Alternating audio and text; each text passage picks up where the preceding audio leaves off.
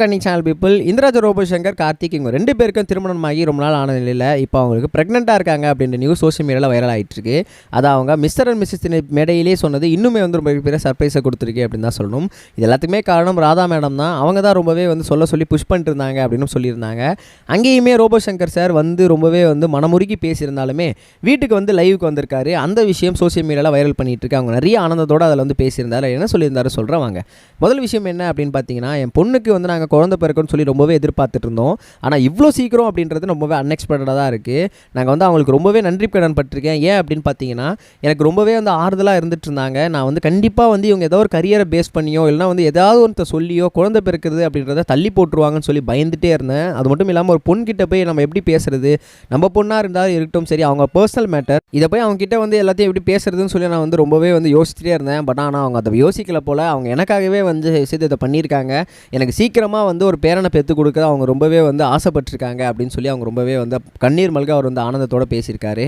அது மட்டும் இல்லாமல் எங்களுக்கு ரொம்பவே சந்தோஷமாக இருக்குது. எங்கள் வீடே வந்து அவ்வளோ ஹாப்பினஸோடு இருக்குது. கடந்த கொஞ்ச நாளாகவே வந்து எங்கள் மேலே நிறைய நெகட்டிவிட்டி வந்துகிட்டு இருந்துச்சு. அந்த நிலையில் கல்யாணம் ஆனதுக்கப்புறம் தான் கொஞ்சம் கொஞ்சமாக பாசிட்டிவிட்டி ஸ்ப்ரெட் ஆகிட்டு இருந்துச்சு. இப்போ எங்கள் வீட்டுக்கு ஒரு பையன் வரப்போகிறான் இல்லை ஒரு பொண்ணு வரப்போகிறா அப்படின்னு நினச்சி நாங்கள் ரொம்பவே சந்தோஷத்தில் இருக்கோம் ஒட்டுமொத்த ஃபேமிலியுமே அப்படின்னு சொல்லியிருக்கிறாங்க.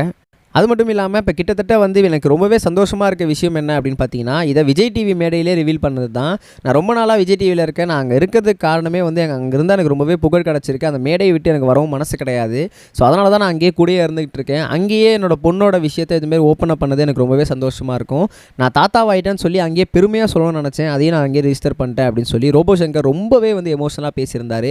கொஞ்சம் நாளாகவே அவர் சொன்ன மாதிரி அவங்க வீட்டில் ரொம்ப நெகட்டிவிட்டியான விஷயங்கள் நடந்துட்டு இருந்த நிலையில் இப்போ தான் கொஞ்சம் கொஞ்சமாக அவங்க எல்லாருமே ரிகவர் ஆகிட்டு நிறைய பாசிட்டிவான விஷயம் நடந்துட்டுருக்கு. எங்கள் டீம் சார்பாக மறக்காமல் அவங்களுக்கு நாங்கள் விஷயம் தெரிவிச்சிடும். நீங்களும் அவங்களுக்கு விஷயம் தெரிவிக்கலனா அப்படின்னா மறக்காம தெரிவிச்சிருங்க.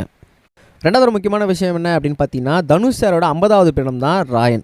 கிட்டத்தட்ட இந்த படம் வந்து ஒரு கலவையான ஒரு எந்த பண்ணுச்சு அப்படின்னு பார்த்தீங்கன்னா, விமர்சனத்தை ஆளாக்கப்பட்டுச்சு.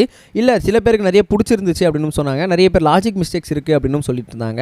அப்படி இருந்தாலும் கூட வெற்றிகரமாக வந்து வசூல் வேட்டையில் பிடிச்சிருச்சு அப்படின்னு தான் சொல்லணும். பட் இருந்தாலும் கூட இந்த படம் வந்து எப்போ ஓடிடியில் வரப்போகுது அப்படின்னு சொல்லி முக்கால்வாசி ஃபேன்ஸ் மேலே வந்து வெயிட் பண்ணிட்டு இருக்காங்க.